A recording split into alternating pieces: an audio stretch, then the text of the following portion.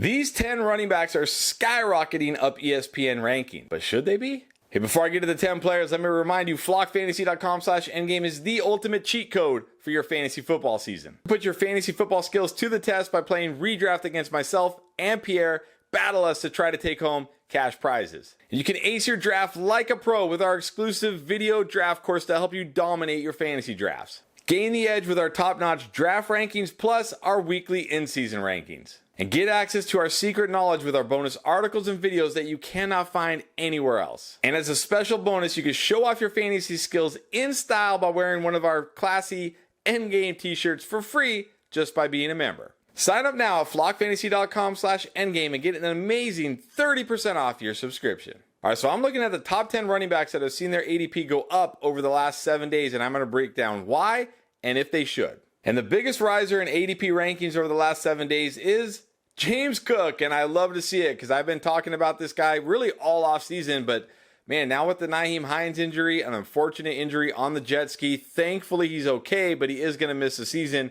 This has just opened up everything for James Cook because we know he's going to catch all the passes out of this backfield. Now, this isn't going to be an offense that's going to target the running back 100, 150 times.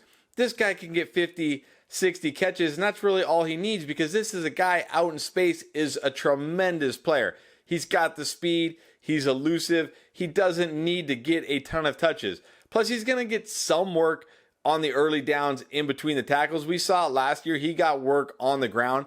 This is a guy who can probably run the ball 100 to 120 times, catch 50 to 60 passes, get you 6 to 8 touchdowns in this offense.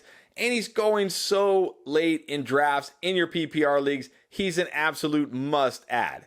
Now, number 2 running back isn't a surprise either. It's Javonte Williams because somehow he is not starting training camp on PUP. I'm not sure how and I'm not sure why, but he's not. And people are very excited about this. But look, he's still coming off a major knee injury. One of the worst you can have as a running back. I don't expect we see a good Javonte Williams all year this year. Sure, they may put him out there. They may try to force feed him carries like Sean McVay tried to do with Cam Akers last year, and he was horrible. Or like teams try to do with James Robinson, and he was horrible. Javonte Williams is not going to be close to 100% this entire season. I keep saying it. This is not the year to draft him. 2024 will be the year to draft him. But I guess for him not being on PUP, that's shot up his ADP. Not a surprise, but I'm still not drafting him. Then at number 3, the other Buffalo running back, Damien Harris. And I'm a little surprised to see this because I don't think the Nyheim Hines injury should do anything to Damien Harris. This guy does not catch passes. That's not his role. He's an early down grinder, a good player, but he's an early down grinder, a goal line guy. I don't know why his ADP has gone up. I like Damien Harris. I think he's a great pick in the double-digit rounds, double-digit touchdown potential in this offense. So definitely a guy I'm grabbing a lot if I can in the later rounds, but I'm not sure what has caused his ADP to go up. And then number 4, a guy I'm glad to see here, that is Antonio Gibson. I've been all over Antonio Gibson this offseason. I love the fact that he's going to be in that J.D. McKissic pass-catching role in an Eric Bieniemy offense, has a chance to catch 50, 60-plus passes, is going to get some of the early down work because we know he can handle it. And if Brian Robinson should miss time, Antonio Gibson slots into an absolute 3-down role. This is one of the best kind of late round handcuffs with flex values that you can draft. I get Antonio Gibson in as many drafts as I can this year. Love the value on Gibson. Then at number 5, another running back I love this year, Cam Akers, has seen his ADP climb. I'm not sure why, but I'm happy to see it because his ADP should be higher. He's going to be the workhorse in this Rams offense. It looks like Stafford is healthy. The gang is kind of back together. There are definitely O-line concerns, and there's definitely concerns that they don't run as much around the goal line, and he's not going to be a huge pass catcher. But where you're getting him as an RB2, as a workhorse, more than solid. So love seeing that Cam Akers is starting to get some hype. Keep drafting him.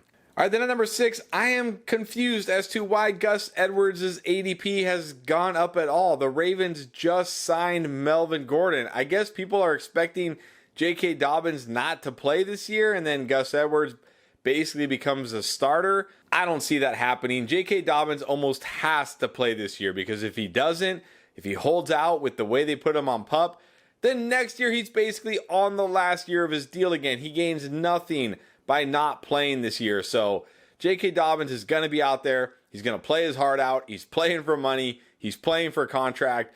Now with Melvin Gordon there, Gus Edwards isn't even assured like the clear backup role. So I don't get this at all. I guess it's people just expecting J.K. Dobbins not to play. So I haven't been drafting Gus Edwards this year. I'm not going to. And then at number 7, another one I don't understand, Jerick McKinnon. I mean, I'm a big Jet McKinnon fan. I always have been, but what's going on? Is it because Pacheco is kind of banged up to start training camp, and then people think McKinnon is going to be the starter to start the season? I mean, that's the only thing I can think of here. And look, McKinnon's nice. He has his moments. He has his role or whatever, but this is like a 32-year-old running back. Like, I'm not expecting much from Jerick McKinnon this year. I don't know why his ADP is going up. All signs are pointing to Pacheco being fine. I'm sure pretty soon here he's going to start practicing fully, and then people will stop drafting McKinnon. Don't draft McKinnon in your drafts. If anything, you can grab him off waiver somewhere down the road towards the end of the season like usual. And then at number 8 is Nick Chubb, which is kind of surprising to me because I didn't think his ADP could go up anymore, but apparently it can. I guess this is coming from people talking about Nick Chubb is going to be this massive pass-catching running back this year. Look, I don't see it. The guy has never been a pass-catching running back. He wasn't a pass-catching running back in college. He hasn't been a pass-catching running back in the pros. He's those type of running backs who can catch a pass, like you dump it off to him, he can catch it, or you call a screen for him, he can catch it, but he's not going to be a guy you're going to have him out running routes, and he's not going to, suddenly turn into that guy. It's just not who he is. I really think Jerome Ford is going to be in the pass catching role here. I don't know why Nick Chubb's ADP is going up. I already think it's pretty much as high as it can be. You're drafting this guy at his absolute ceiling. So if his ADP keeps rising and rising, man, please don't take Nick Chubb that high. He doesn't have that kind of ceiling. And then at number 9, I'm pretty surprised to see Derrick Henry here. Is this because of the DeAndre Hopkins signing? Like, does DeAndre Hopkins somehow help Derrick Henry? I don't really know. I think if anything, it should hurt Derrick Henry because it means they might pass a little more, and a little more passing means a little less Derrick Henry. And Derrick Henry is a guy at this point of his career, he needs tons of volume. He hasn't been very efficient the last 2 years. Yes, he'll score plenty of touchdowns, double-digit touchdowns, no problem. But if he loses some carries because they throw the ball 5 more times a game, 7 more times a game, that's not going to be very good for Derrick Henry. But I don't understand why his ADP is going up just because DeAndre Hopkins signed. I mean, there's nothing else. It's not like Derrick Henry gets camp hype or camp buzz. We know who Derrick Henry is, so I really don't get it. I don't think his ADP should be going up. I really am not drafting Derrick Henry. I talked about him in our bust video. There is so much risk with Derrick Henry here. Maybe he'll stay healthy. Maybe he'll be good, but man, too much risk for me. And then at number 10, we've got James Robinson, now of the New York Giants. Why? Why can't people let go? Why can't people let go? Guys, James Robinson is done. He was great as an undrafted free agent. Then he tore his Achilles, and he just hasn't been the same, and he's probably never going to be the same. And he's not the type of guy like a Cam Akers who was a great prospect, who if he can get back to 80, 90% of that can still be a productive player.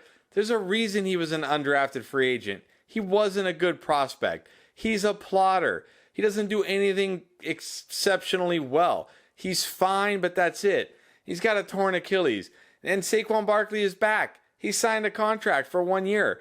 They drafted a rookie. They still have Matt Breida. James Robinson probably won't even have a role, and I wouldn't even be surprised if they cut James Robinson before the season. Why is his ADP going up? If anything, it should be going down. Actually, if anything, it shouldn't be changing because nobody should be drafting James Robinson. All right, so that's my take on the top 10 running backs skyrocketing ESPN rankings. But if you want to see my take on the wide receivers, check it out right here.